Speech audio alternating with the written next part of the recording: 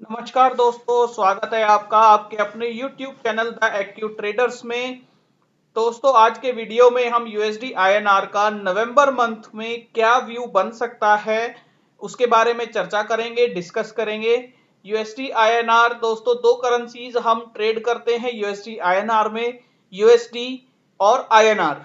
तो दोस्तों, यूएस में इलेक्शंस हैं, उसका direct impact USD INR pair पर पड़ेगा, उसके बारे में भी हम डिस्कशन करेंगे। तो दोस्तों, अब डेटा पॉइंट्स के जैसे कि हम अपनी वीडियोस में अपने डेटा पॉइंट्स की मदद से हम एनालिसिस करते हैं, सेम एनालिसिस हम इस वीडियो में भी करने की कोशिश करेंगे। आगे बढ़ने से पहले एक डिस्क्लेमर है कि ये वीडियो एजुकेशनल पर्पस के लिए रिकॉर्ड की जा रही है। आप हमारे एनालिसिस से एग्री भी कर सकते हैं, डिसएग्री भी कर सकते हैं, और कोई भी पोजीशन लेने से पहले आप अपने फाइनेंशियल एडवाइजर से जरूर बात कीजिएगा। तो दोस्तों, वीडियो शुरू करते हैं। वीडियो शुरू करने के लिए मैं आपको सबसे पहले कंपैरिजन दिखा देता हूं यूएस डॉलर इंडेक्स का और यूएसडी आईएनआर का। दोस्तों, यूएस में जो सबसे इंपॉर्टेंट करेंसी का जो ट्रेडिंग इंडेक्स है वो डॉलर इंडेक्स कहलाता है।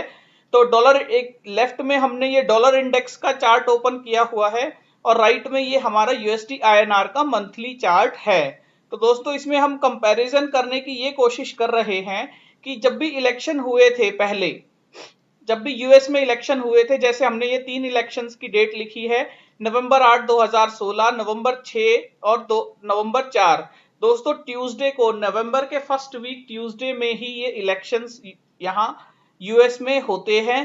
तो जो ये ट्यूसडे की डेट्स हैं, इनको हमने यहाँ चार्ट में डॉलर इंडेक्स में मार्क किया है और ये जानने की कोशिश की है कि जब नवंबर में इलेक्शंस होते हैं, उसके बाद जब जनवरी फर्स्ट वीक में रिजल्ट्स आते हैं और जनवरी 20 में प्रेसिडेंशियल सेरेमनी होती है, इनॉग्रेशन सेरेमनी वहां बोला जाता है, जहां प्रेसिडेंट ओथ लेता है। तो दोस्तों, इस इन 3 महीने के इवेंट्स में क्या होता है, यूएसडी या डॉलर इंडेक्स या हमारा यूएसडी आईएनआर ने कैसा बिहेव किया था। तो दोस्तों, इस डेटा पॉइंट की मदद से, जैसे लास्ट इलेक्शन में हमने देखा था, जब यूएस में प्रेसिडेंट बराक ओबामा आए, सॉरी ट्रंप आए, डोनाल्ड ट्रंप आए, तो हमने ये देखा था यूएस में जो ये कैंडल्स आप देख रहे हैं, ये पहली कैंडल अक्टूबर की थी, फिर नवंबर की, दिसंबर और जनवरी में एक अच्छा करेक्शन डॉलर इंडेक्स में आया था। इसी के साथ साथ दोस्तों, यहाँ जब ये फॉर्मेशन चल रहा था, एक अच्छा डॉलर इंडेक्स में बुलिश सेंटिमेंट्स बने हुए थे। तो यहाँ हमने देखा कि अक्टूबर में तो कुछ खास नहीं था, लेकिन नवंबर में कम से कम 2 रुपए लो देख रहे हैं आप, 66.46 और हाई 68.94, लगभग 2.5 रुपए की चाल, लो टू हाई 2.5 रुपए की चाल नवंबर में हमें देखने को मिली थी। उसके बाद दोस्तों, इतना कोई खास इंपैक्ट इसमें नहीं रहा, ये कंसोलिडेट किया और फिर करेक्शन किया। इसके साथ साथ दोस्तों, पिछले 2012 के इलेक्शंस में आप देखेंगे तो यूएसडी आईएनआर में डॉलर इंडेक्स में खुद में कोई खास चेंजेस नहीं है, कोई खास बड़े मूवमेंट्स नहीं है। इसके साथ साथ यहाँ आप हमारे यूएसडी आईएनआर के पेयर को भी देखेंगे तो यहाँ भी ऐसा कोई खास बड़े मूवमेंट्स हमें यहाँ नजर नहीं आते, बल्कि एक जनवरी में करेक्शन हमें नजर आता है और नवंबर में एक बुलिश सेंटीमेंट हमेशा इसमें रहता है, जैसा यहाँ भी था और इस बार भी था, 2012 में भी था। तो इसके साथ साथ दोस्तों, अब हम अपना करंट सिनेरियो कंपेयर करके देखते हैं। करंट सिनेरियो में अभी यूएसडी आईएनआर, जैसा कि आपने देखा अक्टूबर में, अभी एक ये बुलिश सेंटीमेंट इसने क्रिएट किया है, तो सॉरी डॉलर ने अभी बुलिश सेंटीमेंट क्रिएट किया है, तो प्रोबेबली ये अपने बुलिश सेंटीमेंट को बरकरार रखेगा और इसमें हाई वोलेटिलिटी, क्योंकि भाई इलेक्शन उनके यहाँ है, यूएस में है, तो डॉलर इंडेक्स में हाई वोलेटिलिटी हमें देखने को नजर आ सकती है, प्रोबेबली बुलिश। इसी तरह दोस्तों, अगर हम अपने यूएसडी आईएनआर पेयर की मंथली बात करें, तो हमने यहाँ एक बेस बनाकर 73.93 पर बेस बनाकर अभी हमने अक्टूबर मंथ में एक हायर साइड में ट्रेडिंग किया है, बुलिश सेंटिमेंट्स में ट्रेडिंग किया है।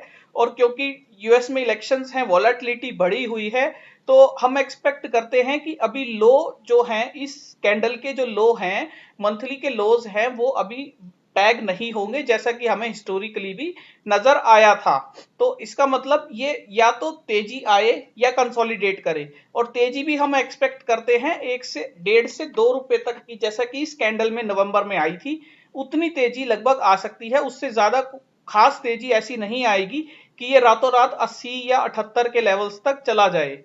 तो दोस्तों ये कंपैरिजन का व्यू था। अभी हम अपना पर्सनल यूएसडी आईएनआर की ट्रेडिंग के चार्टिंग व्यू देख लेते हैं। तो यूएसडी आईएनआर का दोस्तों चार्टिंग व्यू हमने वीकली से शुरू करते हैं।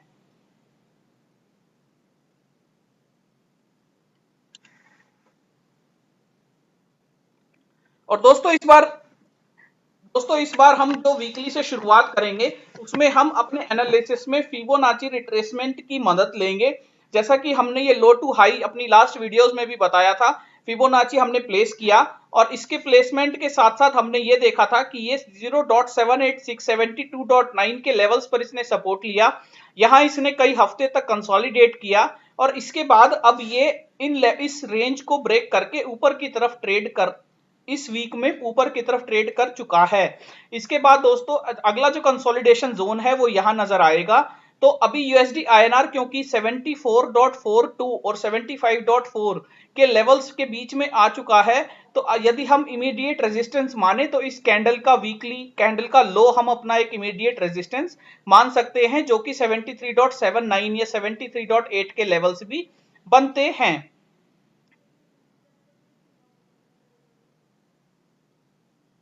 इसके साथ साथ दोस्तों डेली में यदि आप देखेंगे, यदि हम डेली में कंपेयर करेंगे, तो डेली में हमने एक रेजिस्टेंस ट्रेंड लाइन ड्रॉ की है। रेजिस्टेंस ट्रेंड लाइन के अकॉर्डिंग भी 75 के लेवल्स के अराउंड इसे एक रेजिस्टेंस लेना चाहिए, और एक अच्छे लंबे कंसोलिडेशन के बाद इसने अभी एक रेंज ब्रेकआउट किया है हायर साइड में। तो अब ये अपनी ऊपर की रेंज में कंसोलिडेशन के लिए तैयार हो गया है। अब इस रेंज में इसे थोड़ा टाइम रुकना चाहिए। और दोस्तों आवरली में यदि हम बात करेंगे,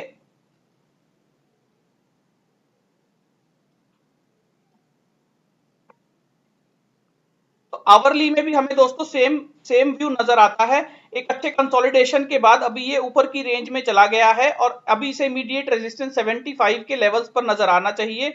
और क्योंकि ये सपोर्ट ट्रेंड लाइन ड्रॉ की गई है, तो सपोर्ट ट्रेंड लाइन पे से एक सपोर्ट लेके यहां इस रेंज के बीच में अभी कंसोलिडेट करना चाहिए।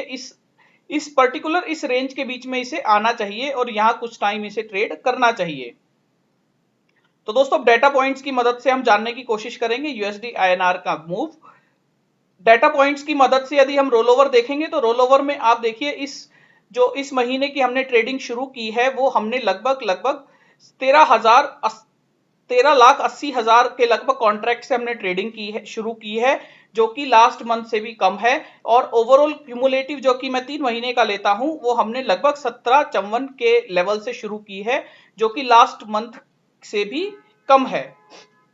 और यदि हम दोस्तों रोल ओवर की बात करें कि रोल ओवर बुलिश है या बियरिश है, तो मैंने ट्वीट किया था कि ये बुलिश रोल ओवर नजर आ रहा है। उसके लिए मैं आपको बता देता हूं, जैसा कि 19 अक्टूबर को आप देखेंगे कि यहां अनवाइंडिंग शुरू हो गई थी, और यहां कंसोलिडेशन जो क्यूमुलेटिव है उसमें एडिशन शुरू हो गया था। तो लगातार ये ट्रेंड जारी रहा। इस ट्रेंड के दौरान आप लो देखेंगे तो 73.36, 73.34, 73.39, यानी कि 73.3 के लेवल्स का जो लो है, उस लो को मेंटेन करते हुए यहां पर इसको बुलिश, यहां पर इसमें रोल ओवर चल रहा था। इसको हम चार्ट में देखते हैं।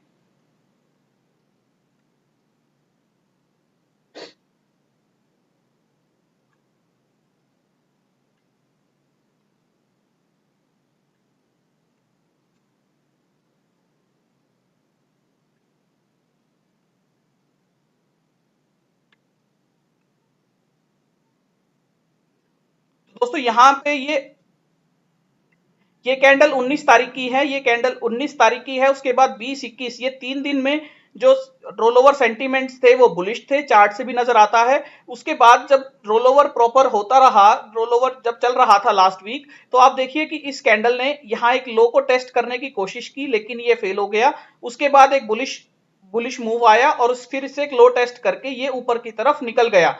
यानी ये जो इस महीने की ट्रेडिंग शुरू हुई, इसकी 2 ट्रेडिंग सेशंस में 28 और 29 के ट्रेडिंग सेशन में इसने अपना प्रॉपर ऊपर की तरफ का मूवमेंट दे दिया। तो दोस्तों इससे हमें ये समझ आता है कि अगर हम इमीडिएट रेजिस्टेंस की बात करें तो जो इस कैंडल का लो है, जो इसने ये टेस्ट किया था, इस कैंडल का लो आपका इमीडिएट रेजिस्टेंस बन जाता है, जो कि 73.72 है।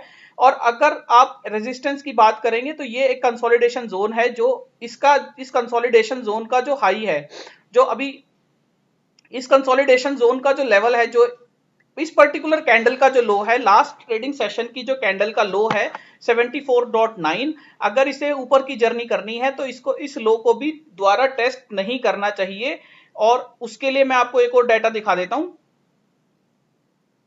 ऐसा इसलिए भी है दोस्तों क्योंकि लास्ट डे में आप देखेंगे तो 14% का चेंज इन ओपन इंटरेस्ट आया है, जो कि लगभग 2 लाख के अराउंड ओपन इंटरेस्ट एडिशन हुआ है।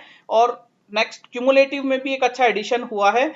तो इससे हमें पता चलता है कि इस पर्टिकुलर कैंडल में एक बहुत अच्छी डिमांड, बहुत अच्छा मूवमेंट आया है, वॉल्यूम के साथ मूवमेंट आया है। तो यदि अगर इसमें बियर्स ट्रैप हो गए हैं तो उन बियर्स को निकलने का मौका नहीं देना चाहिए, और ये इस लो को भी टेस्ट नहीं करना चाहिए, जो कि 74.9 का लेवल बनता है। तो दोस्तों हम अपना रेजिस्टेंस इस कैंडल का लो मानेंगे, जो कि 73.81 का लेवल बनता है, या 73.72 इस रेड कैंडल का इस जोन के अराउंड में जो भी बेस बनता है, यहां हम अपना लो मानेंगे और उस लो के अकॉर्डिंग हम अपनी स्ट्रेटेजी को प्लान करेंगे। अब दोस्तों ऑप्शंस का डेटा मैं आपको तुरंत दिखा देता हूं, वीडियो बड़ी होती जा रही है। ऑप्शंस के डेटा में दोस्तों आप देखिए 74 के लेवल्स पे रेजिस्टेंस था, लेकिन लास्ट ट्रेडिंग सेशन में उसमें अनवाइंडिंग नजर आई है, जो कि सिग्निफिकेंट अनवाइंडिंग है। 7875 कॉन्ट्रैक्ट्स की अनवाइंडिंग की गई है। और उसके साथ साथ 75.5 में सिग्निफिकेंट बिल्डअप किया गया है, जो कि लगभग 20,000 के अराउंड है। पुट में दोस्तों 73.5 पे हाईएस्ट ओपन इंटरेस्ट बना हुआ है, और 74.5 की पुट में highest change in open interest addition किया गया है।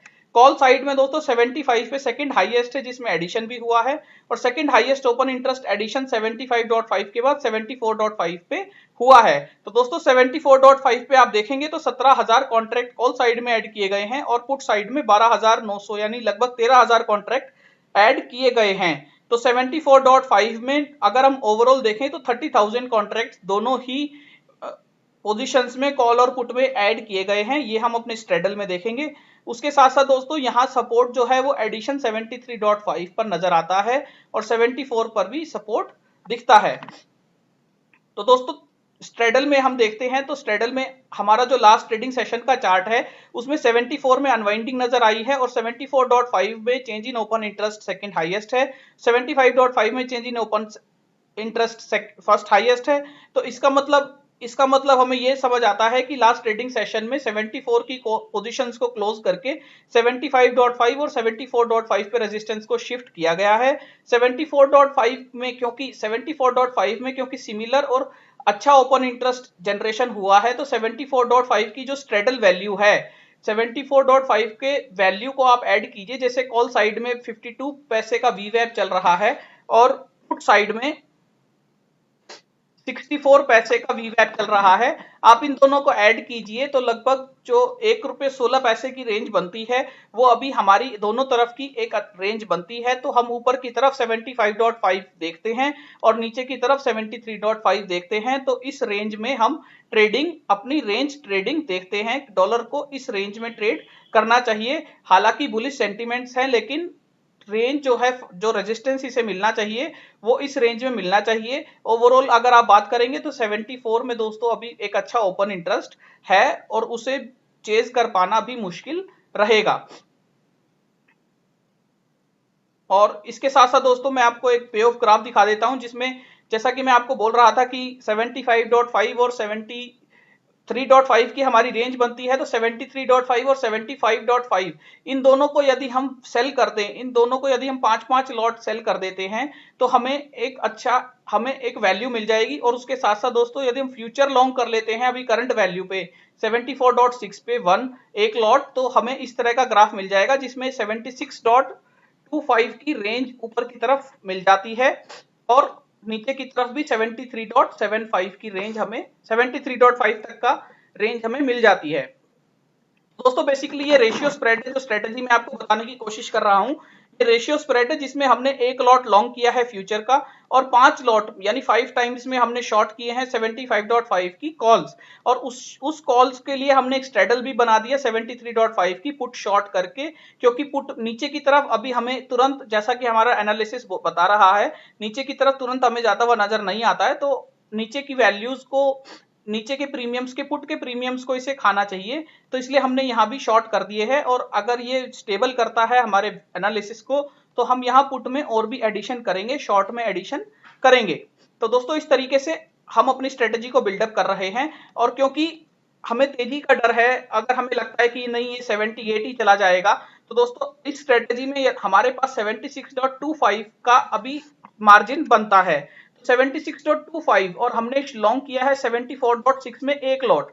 तो हम क्या काम कर सकते हैं, हम 76.25 और 74.6 का डिफरेंस कैलकुलेट करके उसे 5 से डिवाइड करके हम एक रेंज बना सकते हैं कि हर 30 पैसे या हर 40 पैसे में हम एक लॉट लॉन्ग करते रहेंगे। तो फाइनली जब ये हमारे upper higher resistance higher break even पे पहुंचेगा, इस लेवल पे यदि ये पहुंचता है, तो हमारे पास ऑलरेडी 5 लॉट हो जाएंगे लॉन्ग के और 5 लॉट हमारे शॉर्ट के चल ही रहे हैं। तो दोस्तों हमारी स्ट्रेटेजी न्यूट्रल हो जाएगी और हम लॉस से बच जाएंगे। इस तरीके से हम एडजस्ट कर सकते हैं, पर मुझे लगता है उसकी जरूरत नहीं पड़ेगी और ये इसी वीक में पैसा ये स्ट्रेटेजी दे देगी। अगर आप इसको, ये मंथली में लिया है मैंने वैल्यूज, आप वीकली में भी इसे टेस्ट कर सकते हैं और अपना स्ट्रेटेजी प्लान कर सकते हैं।